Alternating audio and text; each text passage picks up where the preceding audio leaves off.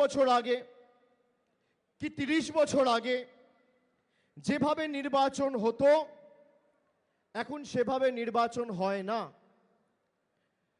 আগে সংবাদ মাধ্যমের একটা ভূমিকা ছিল, সংবাদপত্রের একটা ভূমিকা ছিল, গণতন্ত্রের চতুর্থ স্তম্ভ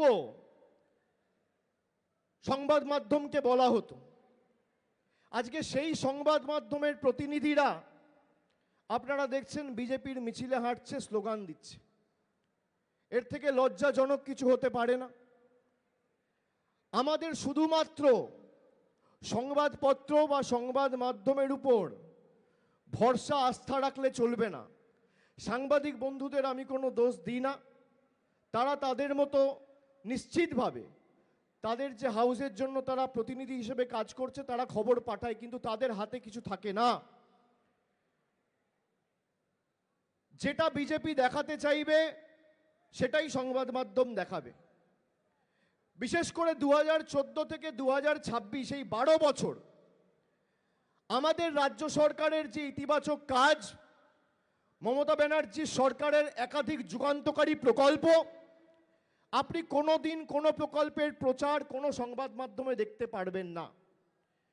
কিন্তু পান থেকে চুন খসলে মমতা ব্যানার্জি দায়ী, বরফ গলে জল হলে মমতা ব্যানার্জি দায়ী, পেঁয়াজের সাইজ ছোট হলে মমতা ব্যানার্জি দায়ী, আকাশে মেঘ করলে মমতা ব্যানার্জি দায়ী, রৌদ্রের তাপ বাড়লে মমতা ব্যানার্জি দায়ী, হঠাৎ করে বিদ্যুৎ চমকালে মমতা ব্যানার্জি দায়ী, হঠাৎ করে বৃষ্টি শুরু হলে মমতা ব্যানার্জি দায়ী, ঠান্ডা বাড়লে মমতা ব্যানার্জি দায়ী, গরম বাড়লে মমতা ব্যানার্জি দায়ী।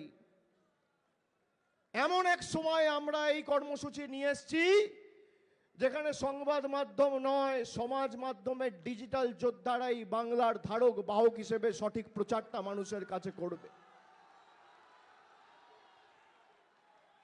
আমরা কাউকে ছোট করি না, কিন্তু আমার কথা, আমাদের প্রদেশ, আমাদের রাজ্যে, আমাদের মাটির, আমাদের সরকারের সাফল্যের কথা যদি সংবাদ মাধ্যম, সংবাদ পত্রিকা না দেখায়, তাহলে আমাদের দায়িত্ব, সেই দায়ভার আমাদের কাঁধে তুলে নিয়ে মানুষের কাছে সঠিকভাবে সেটা উপস্থাপিত করা। ফলো করুন টাইমস নাও খবর।